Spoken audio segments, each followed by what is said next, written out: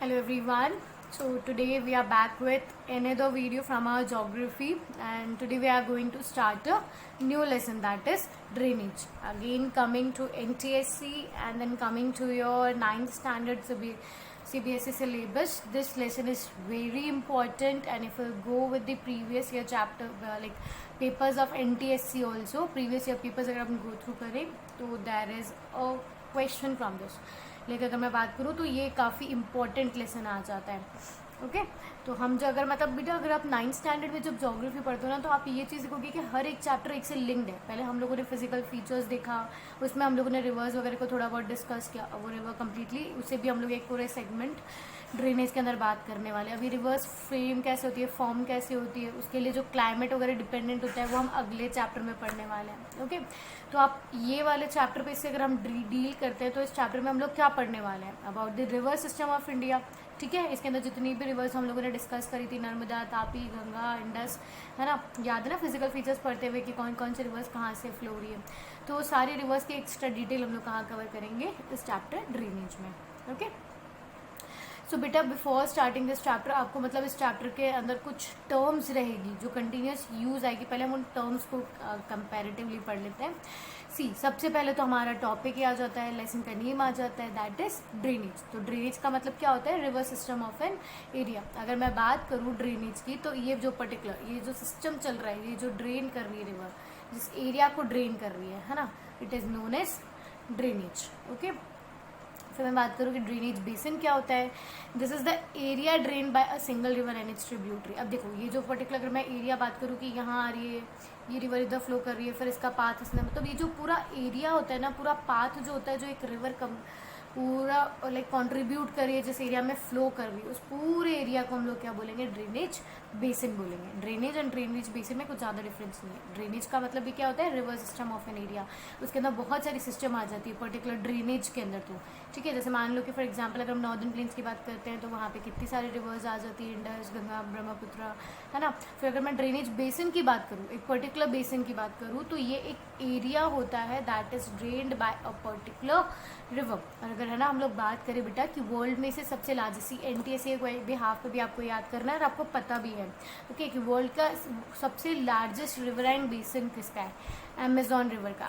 Now I am giving you a task also. आपको एक homework मिलता है यहाँ पे कि हम लोग जब बात करते हैं कि वर्ल्ड के लार्जेस्ट रिवर बेसिन कौन सा है, तो वो तो अमेजॉन रिवर हो गया.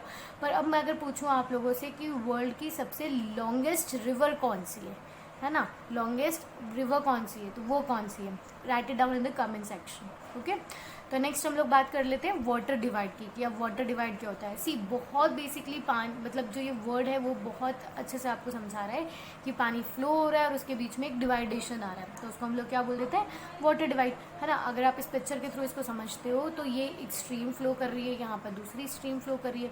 अब इन दोनों पानी को डिवाइड करने के लिए हमारे पास यहाँ पे थोड़ी एक अपहोल्डेड लैंड है, अपलिफ्टेड लैंड है. ठीक है, इसको हम लोग क्या बोल देते हैं, वाटर डिवाइड. वाटर डिवाइड कोई भी किसी भी रीज़न से हो सकता है. आपने देखा होगा जनरली बहुत सी बार कि ना इधर ऐसे रिवर फ्लो कर रही है, बीच में एक स्टोन या कुछ हर्डल माउंटेन वगैरह आ गया, तो रिवर ने अपना पाथ जो है, पानी का फ्लो जो है वो डायरेक्शन चेंज कर लिया है ना. अब मानो कि फॉर एग्जांपल हम इसको भी देख के समझ सकते हैं कि यहाँ रिवर फ्लो कर रही थी, यहाँ पे कोई ऑब्स्टिकल आ गया, ठीक है, तो रिवर ने क्या किया, अपना जो पाथ है वो चेंज कर लिया. तो ये जो मूवमेंट होता है, ठीक है, ये जो किसी भी रुकावट की वजह से जब पानी डिवाइड हो जाता है तो उसको हम लोग क्या बोल देते हैं, वाटर डिवाइड. अगर हम इसको डेफिनेशन से पढ़ते हैं तो क्या होता है, एन एलिवेटेड एरिया. एलिवेटेड मतलब समझते हो जो थोड़ा हाइट में होता है, ऊंचाई में होता है, सच एज अ माउंटेन और an upland with separate to drainage basin. बहुत इजी था कि एक ऐसा एरिया मतलब दो रिवर्स के बीच में एक पर्टिकुलर एरिया आ जाता है जो दोनों रिवर्स को डिवाइड कर देता है. या देखो आप इसको कितने इजीली समझ रहे हो कि यहाँ पे एक रिवर फ्लो कर रही है, यहाँ रिवर 2 फ्लो कर रही है, ये माउंटेन हो गया या कोई भी अप होल्डिंग लैंड हो गई, जिसकी वजह से क्या हो गया, आपको दोनों स्ट्रीम का जो बेसिन है वो क्लियरली विजिबल हो रहा है ना. That is water divide. अब नेक्स्ट हम लोग आ जाते हैं बेटा, जब हम लोग इंडियन सिस्टम की बात करते हैं, इंडियन ड्रेनेज सिस्टम की बात करते हैं, तो हमारे यहाँ पे जो रिवर्स हैं उन्हें भी हम लोगों ने क्या किया है, 2 पार्ट्स में क्लासीफाई कर दिया है, into the Himalayan reverse and the peninsular reverse. तो बहुत इजीली देखो, सबसे पहला पॉइंट तो बहुत ईजी दिया हुआ है इसके अंदर कि जो हिमालयन रिवर्स है वो क्या करती है, हिमालय से ओरिजिनेट करती है, और जो पेनिनसुलर रिवर है वो क्या कर रही है, वो पेनिनसुला से ओरिजिनेट कर रही है. ठीक है। अब ये केवल ओनली क्लासिफिकेशन या समझने के लिए नहीं था काफ़ी। अब देखो हमें और भी ज़्यादा इसमें डिफ्रेंशिएशन पढ़ना पड़ेगा। तो पहले तो आप ये समझ लो कि हमारे यहाँ पे इंडिया में जब हमें रिवर सिस्टम पढ़ना है तो हम लोग हमें क्या करना पड़ेगा, हमें 2 रिवर्स को, मतलब जो हमारी पूरी रिवर्स है, जितनी भी रिवर्स हैं उनको हम 2 ग्रुप्स में क्लासीफाई कर देंगे, Himalayan reverse and the peninsular rivers. Okay, बहुत ईजीली अगर हम समझने की कोशिश करें लोकेशन वाइज, जो हिमालयन रिवर्स है वो हिमालय से, ग्लेशियर्स से ओरिजिन करती है, और जो पेनिनसुलर रिवर्स है वो पेनिनसुला या फिर प्लेट्यूज से इमर्ज करती है। ओके, तो अब इसको आप देखो वन बाय वन इनके सारे पॉइंट समझते जाना। ठीक है, ये बहुत इंपॉर्टेंट क्वेश्चन होता है कि differentiate between Himalayan and peninsular rivers. Okay, तो सबसे पहला मैं बात करूँ, these rivers are perennial in nature. Perennial term का मतलब क्या होता है बेटा? पेरिनियल का मतलब होता है which keeps flowing throughout the year. वो कभी सीजन के अकॉर्डिंग फ्लो नहीं करती है, कभी ये रिवर्स कभी भी सूखती नहीं है। These rivers keep flowing throughout the year. Okay, second, these rivers cause much erosion and have great flow of water. आप इसके अंदर समझ सकते हो कि बेटा अब जैसे आपको पता है कि हिमालयन माउंटेन्स है, ठीक है, तो हिमालय से जो रिवर आ रही है उसको हम लोग क्या बोल रहे हैं? हिमालयन रिवर्स बोल रहे हैं। अब आपको पता है हिमालयन माउंटेन्स पे एक स्लोप होता है, ठीक है, अब वो बहुत ज़्यादा हाई स्पीड से वहाँ पे रिवर्स आती है, ठीक है, इसीलिए वो बहुत ज़्यादा कैसी होती है? इरोजिव होती है। समझ रहे हो? बहुत ज़्यादा हाइट से आती है, इसीलिए उनको क्या बोलते हैं हम लोग? इरोजिव बोलते हैं। और आपको पता है कि वो इतनी ज़्यादा इरोजिव होती है कि वो अपने साथ, आपको मैंने बताया था कि जो हिमालयन माउंटेन्स है वो नॉर्दर्न प्लेन्स फॉर्म कर रही है ना, तो नॉर्दर्न प्लेन्स को कैसे फॉर्म करती है? अपने साथ बहुत सारा सिल्ट, लोड्स वगैरह लेकर के आती है, फिर उसे एक जगह सेटल कर देती है, और फिर उससे पूरा हमारा नॉर्दर्न प्लेन कंपोज हो गया था। ओके, तो सेकंड पॉइंट भी आपको क्लियर है कि वो रिवर्स जो है वो काफ़ी हाइट से आती है, और इसीलिए उनकी स्पीड जो होती है वो काफ़ी ज़्यादा फास्ट होती है, और स्पीड फास्ट होने की वजह से ये बहुत ज़्यादा इरोजन करती है। These rivers are meandering. अब ना मेंडरिंग का मतलब क्या होता है, आप एक समझो कि अब ये रिवर्स जो है माउंटेन्स के बीच में से आ रही, तो इनको ऐसा नहीं कि ना सीधा रास्ता मिल जाएगा फ्लो करने का, ये माउंटेन में से अपना रास्ता बनाते हुए आ रही है, क्रेव करती हुई आ रही है, तो इनका जो मूवमेंट है ना वो काफ़ी जिगजैग मैनर के अंदर होता है, तो उसे हम लोग क्या बोलते हैं? मेंडरिंग बोल देते हैं। Okay, these river originate in Himalayas. नाम ही सजेस्ट कर रहा है कि हमें हिमालयन रिवर्स है तो हिमालयन माउंटेन से इमर्ज करेगी। Himalayan river basins are very fertile. अब आपको मैंने समझा चुकी हूँ पहले भी कि अपने साथ माउंटेन से फ्लोट करती हुई एल्यूविलियम, सिल्ट, मतलब बहुत ज़्यादा जो सेडिमेंट्स है वो लेकर के आती है, फिर उसे डिपॉजिट कर देती है एक जगह, ठीक है, इसीलिए इन रिवर को बहुत ज़्यादा फर्टाइल बोला जाता है। ओके, दी अब यहाँ पे इन्होंने इरोजन किया था ना, तो जो भी वो इरोड करके जो सारा मटेरियल लेकर के आ रही वो कहाँ है? वो रिवर के अंदर ही फ्लो कर रहा है ना, इसीलिए इनको क्या बोला जाता है? बहुत ज़्यादा फर्टाइल रिवर्स बोला जाता है। These river cover very long distances. आपको पता है, जैसे फॉर एग्जाम्पल अगर मैं बात करूँ कि ये हमारा लाइक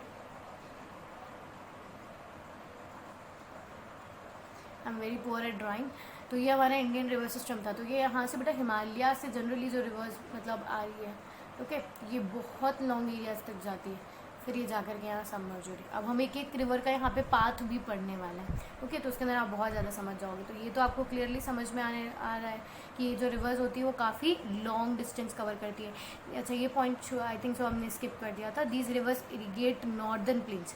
आपको पता है कि ये रिवर्स जो है वो जितना भी सिल्ट और सेडिमेंट ला रही है उससे इसने क्या बनाया है? नॉर्दर्न प्लेन बनाया है, इसीलिए किसको इरीगेट कर रही है? नॉर्दर्न प्लेन्स को इरीगेट कर रही है।